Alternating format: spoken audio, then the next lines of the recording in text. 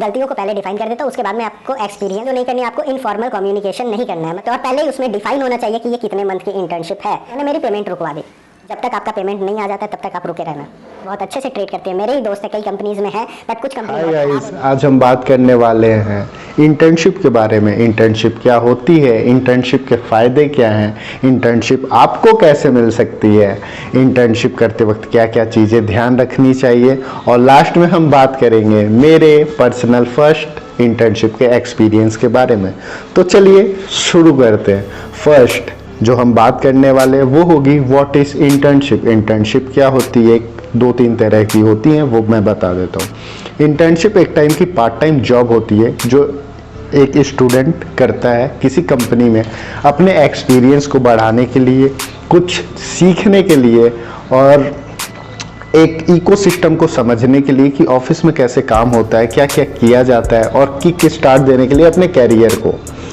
तो इंटर्नशिप 2 तरह की होती है, एक होती है पेड, एक होती है अनपेड, और एक होती है जो आपको पेमेंट दे के करनी पड़ती है। आपको ही पेमेंट देना पड़ता है, आपको कुछ मिलता नहीं है।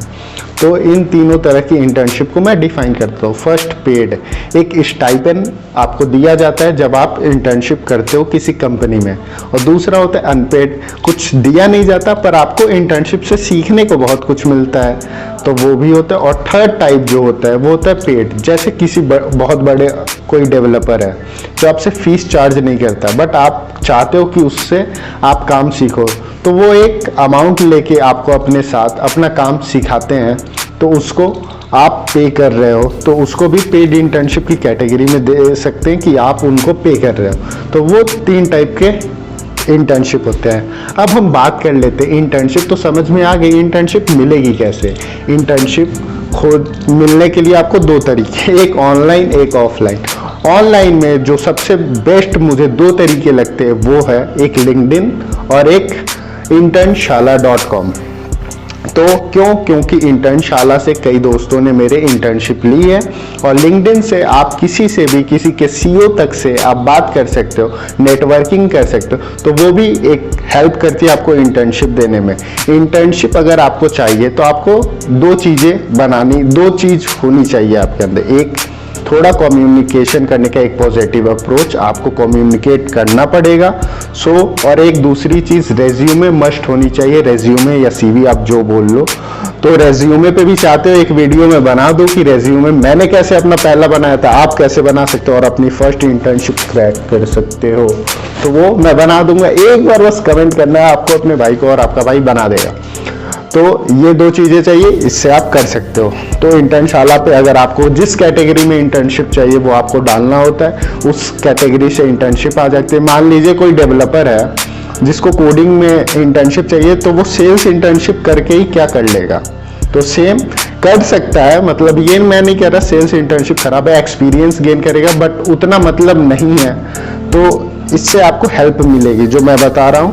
इंटर्नशाला में एक कैटेगरीज होती हैं, लिंक्डइन में भी अच्छे अच्छे लोग होते हैं जिसमें आपको इंटरेस्ट होता है, जिस फील्ड में आप उन्हीं को फॉलो करेंगे तो उनको कोल्ड मैसेजेस भेज के रिप्लाईज लेके आप काम कर सकते हैं। अब तीसरी बात करते हैं कि इंटर्नशिप से क्या फ़ायदे होते हैं। इंटर्नशिप के फ़ायदे मैं बताऊं तो आपको एक रेज्यूमे में ऐड कर सकते हो, और इससे आपको हेल्प मिलती है कि जो सामने वाला इंटरव्यूअर आपकी इंटरव्यू लेगा उसको पता होगा कि इसने ये काम किए हैं, इस पे मेरे को टाइम कम खर्च करना पड़ेगा। दूसरा, आपका एक्सपीरियंस बूस्टअप होता है, आपको एक्सपीरियंस मिलता है, आप सीख जाते हो कि कंपनी कैसे काम करती है, कौन कौन सी मस्ट चीज़ें जो आनी चाहिए आपको अपने कैरियर में लेवल अप होने के लिए। और कई बार इंटर्नशिप बहुत हेल्पफुल हो जाती हैं कि आपको डेवलप आप करते रहते हो, वो प्रैक्टिस में रहती है इंटर्नशिप की वजह से। जैसे कोई कोडर है जिसको जावा सीखना है, वो इंटर्नशिप में जावा पे काम कर रहा है, तो उसके कॉन्सेप्ट्स क्लियर हो गए होते हैं अगर वो इंटर्नशिप करता है तो, और वो उसको वो ऐड कर सकता है, जिससे उसका एक्सपीरियंस लेवल थोड़ा अपग्रेड होता जाता है एक फ्रेशर के सामने। अब ये 2-3 चीज़ें जो बहुत हेल्पफुल है। और जैसे आपको अगर कैट देना हो तो कैट में भी अगर आपने इंटर्नशिप की है तो आप भी आपको हेल्प करती हैं कि आपने कुछ पहले काम किया हुआ है, आपके पास कुछ एक्सपीरियंस है। तो यहाँ पे ख़त्म हो जाता है इंटर्नशिप के इम्पोर्टेंस। अब मैं बात करता हूँ आखिरी में अपने इंटर्नशिप एक्सपीरियंस के बारे में। फर्स्ट ऑफ ऑल मेरा एक्सपीरियंस कुछ उतना अच्छा नहीं था। मैंने सीखा इंटर्नशिप से बहुत कुछ है, बट उतना अच्छा नहीं था। और इसी के साथ इस स्टोरी के साथ ही मैं आपको बताने वाला हूँ कि क्या क्या गलतियाँ हैं जो आप इंटर्नशिप में नहीं करनी चाहिए। गलतियों को पहले डिफाइन कर देता हूँ, उसके बाद मैं आपको एक्सपीरियंस बताऊंगा। अगर आपको यहाँ पे वीडियो गलतियों के बाद देखनी हो तो देखना, नहीं तो आप स्किप भी कर सकते हो, कोई दिक्कत नहीं है।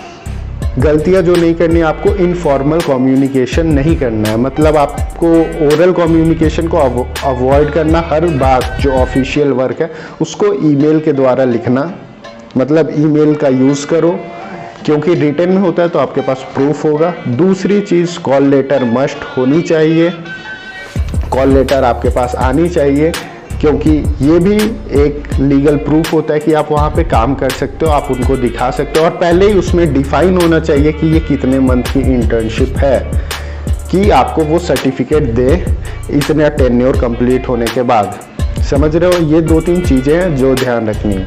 और ये 2-3 चीज़ें मैंने अपने फर्स्ट एक्सपीरियंस में, जो मैं पहली इंटर्नशिप की थी, ये मैं तीनों चीज़ें गलत करके आया था।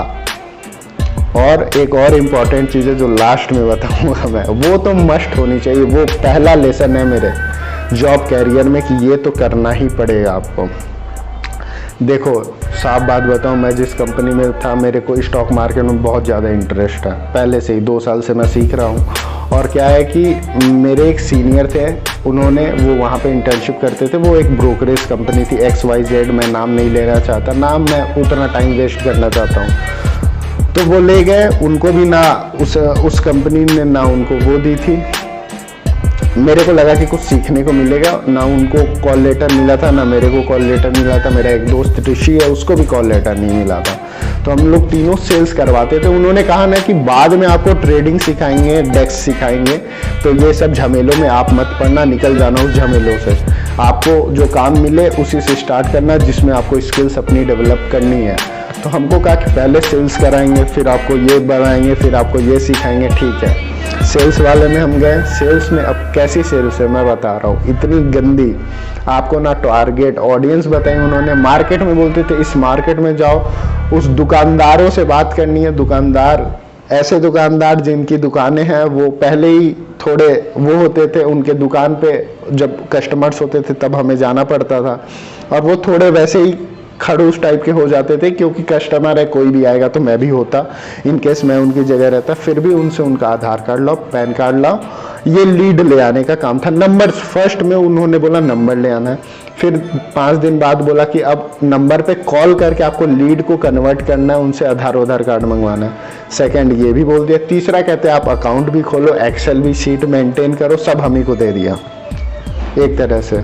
फिर ये होते होते एक टाइम आया कि फिर 7,000 की मेरी पेड इंटर्नशिप थी 1 मंथ, और 15 डेज के बाद मतलब 45 डेज कुल हुए थे। तो हमारी पेमेंट आने वाली डेट थी 2-3 दिन बाद की।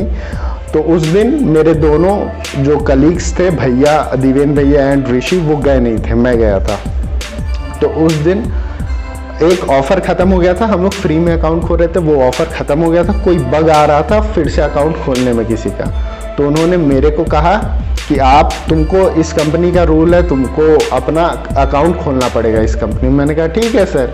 मेरे को पता नहीं था उस टाइम तक कि 600 रुपये और लगने हैं। तो मैंने कहा ठीक है सर, खोल लेते हैं। तो खोलने जब गया तो 600 था। तो मैंने कहा सर, जब तक फ्री में ऑफर चल रहा था तभी आपने बताया होता कि तब मैं अकाउंट खोल लिया होता। तो वो कहते हैं यहाँ का बाप मैं हूँ, ये मैं समझाऊंगा, थोड़ा रफ लैंग्वेज यूज़ किया। तो मैंने कहा देखो सर, आपने 7,000 में ना मेरे को खरीद लिया है, ना मैं आपके पास बिक गया हूँ।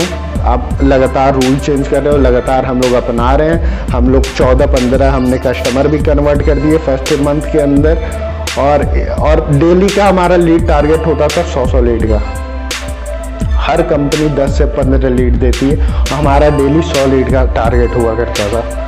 तो ये करते गए। फिर उन्होंने रफ लैंग्वेज, मेरे को बहुत हर्ट हुआ। मैं आया फिर इंटर्नशिप, उन्होंने मेरी पेमेंट रुकवा दी। एट लास्ट 2 दिन बाद मेरी पेमेंट आनी थी, मेरी रुकवा दी, मेरे दोस्तों की दे दी। मैंने कोशिश भी की उनसे लेने की, उनके CEO तक गया उस कंपनी के। बट कुछ नहीं पड़ा, वो राजस्थान हेड था और मैं एक इंटर्न था। तो ये 2-3 चीज़ें रिटर्न में हुआ होता, अगर मेरे पास कॉल लेटर होता तो आई कैन लीगली प्रोसीड। अभी भी कर सकता हूँ, मेरे पास बहुत सारे, बट अब उस चीज़ का मतलब नहीं, टाइम वेस्ट नहीं करना उस चीज़ को लेकर। पकड़ कर मैंने सेल्स सीखी, मैंने की सेल्स सामने जाके। और एक चीज़, अगर आपको कोई चीज़ बुरी भी लगी हो ना, तो मेरे भाई अपने, जब तक आपका पेमेंट नहीं आ जाता तब तक आप रुके रहना। ये अल्ट्रा टिप है जो आपको हमेशा याद रखनी है। जब तक आपकी पेमेंट ना आ जाए तब तक उन बातों को अपने बॉस से क्लियर नहीं करोगे। जब तक आपको हर्ट हुआ है, जो उसने रफ लैंग्वेज, गाली दे दी, कुछ भी कर दिया, तब तक मत क्लियर करना, क्योंकि ये इंटर्नशिप को थोड़ा लाइटली लेते हैं उन बच्चों को। कई कंपनीज बहुत अच्छे से ट्रीट करती है, मेरे ही दोस्त हैं कई कंपनीज में हैं, बट कुछ कंपनी बहुत ख़राब होती हैं, तो उनसे बचना। आपका फर्स्ट एक्सपीरियंस है, ख़राब ना हो जाए जैसे मेरा हो गया, तो एक मन होता है ना, नहीं करता, तो वो वाला केस आपके साथ ना हो जाए। तो अच्छी कंपनी बुरी कंपनी में डिफरेंस लेना सीखना। अच्छा इन्वायरमेंट में काम करोगे तो अच्छा एक्सपीरियंस मिलेगा, बूस्टअप मिलेगा। आई होप ये वीडियो अच्छी लगी होगी, तो लाइक कर देना, शेयर कर देना, कोई दोस्त इंटर्नशिप करने जा रहा हो तो, और सब्सक्राइब कर लेना। थोड़ा गलती से बोल दिया, सब्सक्राइब कर देना कि आपको आगे आने वाली वीडियोस मिल जाए, ऐसी इंफॉर्मेटिव वीडियो, और मेरे एक्सपीरियंस से कुछ सीख लेना। और तब तक के लिए अगले संडे फिर मिलेंगे एक और नई वीडियो। कोशिश कर रहा हूँ अब लगातार वीडियोस आए। Thank you, bye bye, take care.